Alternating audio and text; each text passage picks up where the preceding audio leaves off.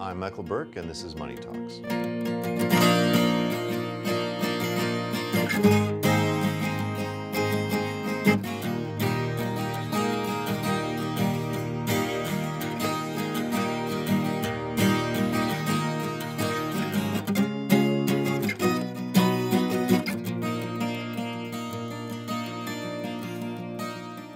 Hi, I'm Matt Collins. I'd like to welcome you to Bob Weber Auto Mart on Douglas Avenue here in Racine, across from Douglas Park. We specialize in 1-year-old, low mileage, almost new cars. And if you'd like to stop by and see them, or see them on our website, bobweberautomart.com, we could save you between $5,000 and $10,000 on your next almost new car purchase.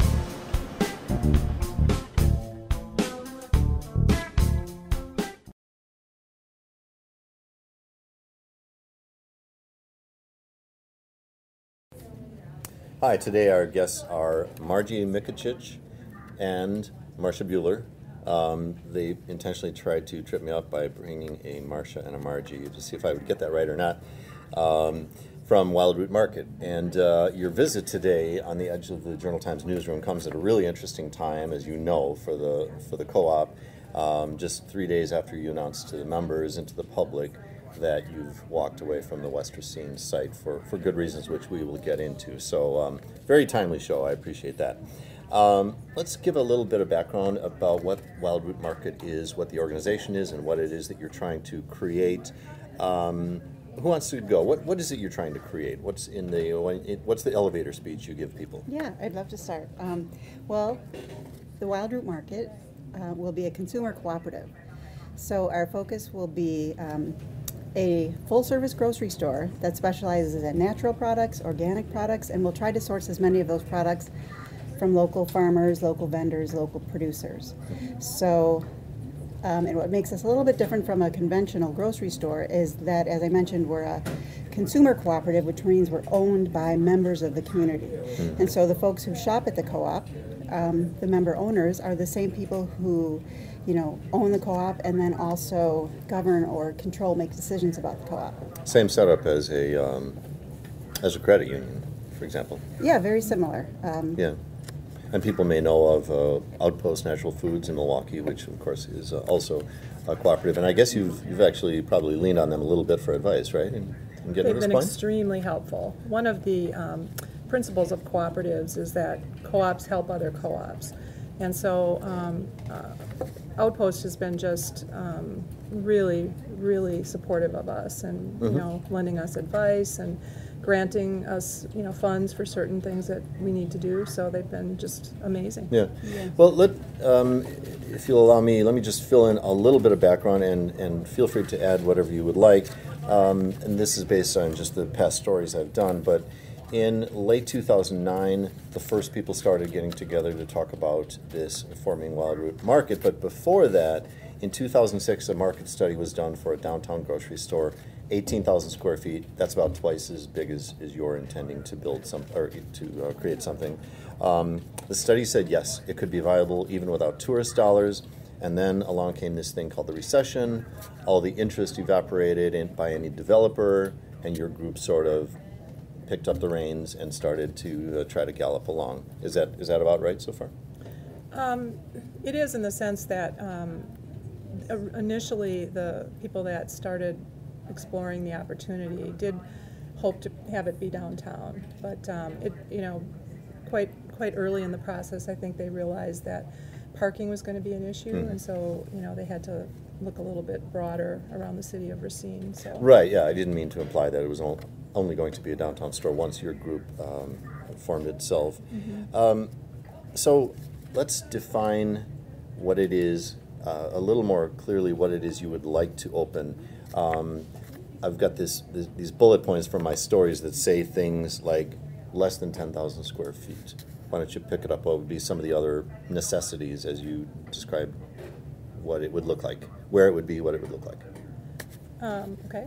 In terms of our criteria for the criteria for sites, well, we've already mentioned that parking is one of the most important criteria. We need adequate parking, and we're looking. We'd like to have something with access via public transportation. And a loading dock is another critical thing, so that the product can come in and out. And we are looking for altogether in the range of 10 to 12,000 square feet. 10 to 12 now? Looking at about an 8,500 square feet of retail space. Oh, I see. And then, you know, there's Sure. storage and other things that, you know, prep areas and so forth that we would need. And that is driven by our desire to be a full-service grocery, so that you'd be able to do the majority of your grocery shopping there. Okay. And let's see what else I have on my little list from past stories. Comparable prices to the big grocery stores? Well, Is that you know, as true you're, or not? hopefully we would definitely be competitive, but you know, those are decisions that would be made down the road by the general manager who ultimately is hired to run the store. I can tell you that, for example, the Outpost, you know, based on the quality of the food that they're selling there, highly organic and, you know, other types of brands that are a little more high-end, you know, you do tend to have to pay a little bit more for that, but Okay. people want that option, so that's an option that isn't readily available in Racine right now, so it's not something that's really of a concern to us. And Marcia mentioned earlier, there's a set of principles by which cooperatives do business, and one of them is education. And so many co-ops have a strong education information component about, you know, shopping on a budget. So, you know, concerned about price value, as you mentioned. Is it still the case that you would want to have, and I know other co-ops you visited have this, like a deli, coffee, and smoothies area, sort of like, you know, an area to sit down and have those kinds of things? So it's not just a grocery store, per se? Right, that's part of our vision, is that our store, if not immediately, but eventually would have an area like that, so people can congregate. You know, that's another part of what makes co-ops different, is they're community gathering places, and so, you know, having a spot inside the store where people can, you know, sit down and have a cup of coffee together, or, you know, share a meal, that type of thing, that's important to us. And lastly, for the bullet points, we've also reported in the past that this would be both a destination store, but also one that presumably would serve the neighborhood, and so that's still the case? Still the vision? Certainly. Our goal would be to have a mix of conventional and natural products, and, you know, in terms of what the percentage of each of those would be, that would be something that our general manager would eventually decide, but certainly our goal would be to meet the needs of our member owners of the co-op and the community where we're doing business. Now, along the way, your group has taken a very systematic approach, I know, and your board has always been very well stocked with a broad array of professionals. Your background is food science? Food science and nutrition, yes. And your background is? Marketing and training development. Yeah, as just an example. And so some of the steps that the group has taken have been, for example, visiting other cooperatives, one in Viroqua that I know the group is very fond of, and tapping into some national cooperative organization for advice, hiring a consultant, membership drive, pretty much continual. You also have a project manager, so this hasn't been just sort of on a hunch, oh, let's do this. It's been very almost scientific, right? Yes, well, in fact, the folks that, you know, got together around that dining room table and had the initial vision for this reached out to some folks in Minneapolis, Food Co-op Initiative, and invited them down, and they brought with them a manual that is the process for how to start a food co-op. So food cooperatives around the country operate very systematically, and we are following the process step by step, and, you know, that's been invaluable, that guidance. Yeah. Now that process led you to 3 finalist sites, of which you announced this past December 2013 that your chosen site that you had an option to buy was the old Piggly Wiggly grocery store on Grove Avenue, more or less at the corner of West Boulevard and Washington Avenue. So I'm sure a lot of people were overjoyed when they heard about that site, because, you know, the loss of that grocery store was mourned by the neighborhood, and all of those sorts of reasons. It was central. It seemed perfect. What happened with that you had to decide that that's not the one that you're going to pursue? Well, when we put that site under contract, we had a 6-month time frame within which to do due diligence on the building, which means have in-depth inspections done, be able to work with contractors to develop really much more specific estimates for the construction and the furnishings and all of the things that were needed to make it into a grocery store again. And at the end of that 6-month time frame, we would have 2 opportunities to extend the contract, which would allow us to complete the fundraising, capital raising for the store. But we just came up upon that first time frame in the contract, and the due diligence period during which we had all of these various inspections done, and we're working on our financial pro forma. The numbers were not working out. Can you be more specific? What were you intending to invest in that to get Sure. it open, and what was it looking like it was going to cost? Yes, the budget that we have in mind for the store is approximately $3 million, including the acquisition and renovation costs. And the numbers were coming back substantially higher than that, and so Can you say what it was about $1.5 million. Okay. In excess of Yeah. what we were expecting. So 50% is a big deal. it was Yeah. a big deal. And so we, the first order of business was to renegotiate the sale price to reflect some of the things that we discovered about the building.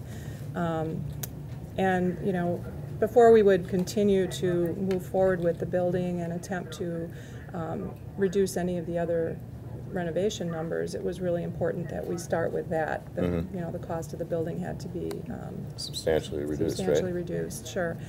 And so that we attempted that renegotiation, and it was unsuccessful. And so there was really no point in extending our contract without that reduction in the sale price. Yeah.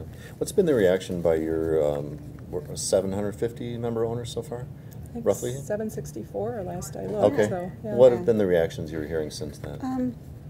Well, certainly the response has been overwhelmingly supportive. People express disappointment, but in the same breath, they appreciate the fact that the board made a tough decision based on the facts. Yeah. People have just, they've come forward with suggestions for other sites. They, as Margie said, it's been gratifying to us that they appreciate the fact that, we have done this systematic process, and, the numbers don't lie. We really have to pay attention to that. And at the end of the day, we all want a viable business that's going to be successful and sustainable. Sure. Now, we were talking a little bit before the show. What is your answer to the question of why not take the $3 million and build yourself exactly the kind of store you want someplace? Why were you going the other way, and might that be on the table? Well, initially the board wanted to be able to renovate an empty building because it seems in keeping with principles of sustainability. Sure. And certainly, though, we would be open to considering other options. Right. Yeah. So where do you go from here? What's happening behind the scenes right now? In these days and weeks and months to come. Well, the next priority is to find another site, and we've already we had a list of about 20 sites that the original founders were looking at. So we are taking another look at those to see if any of those are still possibilities. Certainly a lot has changed in the last few years with real estate around the city, so some of those may no longer even be available. We've reached out to our owners and the public to send us suggestions. If people know of a building that is out there that meets our criteria, we definitely are interested in learning about that. Can you be contacted through your website? Because we can run the website address here. Yes, definitely. Certainly. Yeah, Yes. okay. Or info@wildrootmarket.com is our email address. Okay. People can send us a message that way. So right now we're doing our best to compile a list of possibilities. We'll be talking to the city again about other sites that they may be aware of. And, our site committee will take another look at all of those and come up with, candidates that look like they're going to be worth pursuing. Okay, last question. What do you think are the chances, each of you can answer individually, that we're going to have some announcement yet this year of we've secured a purchase option or something significant like that to get this thing really back on the rails? Well, I would hope that by the end of the year, we would certainly have another site and, you know, teed up. So Okay. it's all going to depend on what's available and, you know, what options there are for us. And until we've really explored that fully, it's hard for me to tell you, you know, give you a real time frame on it. But certainly we're going to move as quickly as we can, and we want to keep the momentum moving on this. Yeah, and despite the disappointment being unable to secure the West Racine site, the board is committed to finding another site, working as quickly as possible. All right. And I did want to mention, though, another thing we're doing in the short term is we're preparing for a meeting next Tuesday, June Okay. 17th, a community meeting, an information listening session where Open our to the member public. owners, yes, and members of the public are welcome to come and ask questions and hear about next steps Okay. for our project. At Gethsemane Lutheran Church, right? Correct, in West Racine on Washington Avenue. Okay. Well, thanks a lot for being on the show, Marcia Buhler and Margie Michicich. Yes. And thanks to our producer, Scott Anderson, who, and by the way, you two are also, have the honor of the first show on the Edge of the Newsroom. So, Yeah, well, thank you so much for Yes. inviting Thank us, you for Mick. inviting us. Okay, good luck with the project. Thank you. Thanks. And thanks for watching.